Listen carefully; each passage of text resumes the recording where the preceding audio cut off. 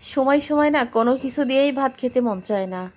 এত কিছু রান্না করি তারপরেও মনে হয় কি ভাত খাওয়ার জন্য একদমই ইচ্ছা করে না।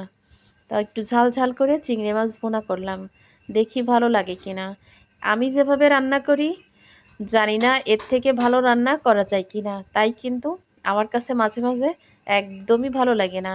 খাওয়ার কোনো রুচিই থাকে না, ভাতের কাছেও যেতে ইচ্ছা করে না, একদম ভাতও কিন্তু খেতে ইচ্ছা করে না। তো একদম কিন্তু কালো ভুনার মতো করে চিংড়ি মাছ ভুনা করলাম। তো কিভাবে ভুনা করি পুরো ভিডিওটা দেখেন। তো এখানে আমি আগে তেল গরম করে নিচ্ছি, নিয়ে কিন্তু চিংড়ি মাছগুলো একদম ভাজি করে ঘ্রাণ ঘ্রাণ করে নিচ্ছি।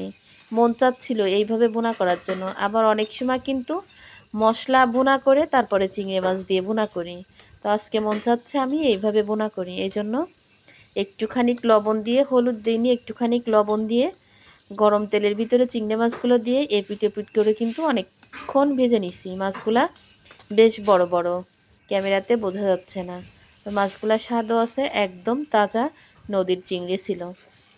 মাছগুলা ভাজি করে এক পাশে রেখেই কিন্তু মশলা দিয়ে দিছি। এইবার এই মশলা দিয়ে একদম ভাজা ভাজা করে তারপরে হচ্ছে আমি ঝোলের পানি দিয়ে দেবো। ঝোলের পানি দিয়ে ওই যে ফার্স্টে যে রান্নাটা দেখলেন ঝোলের পানি দিয়ে ফার্স্টে ওর মতো ওইভাবেই নামিয়ে ফেলি।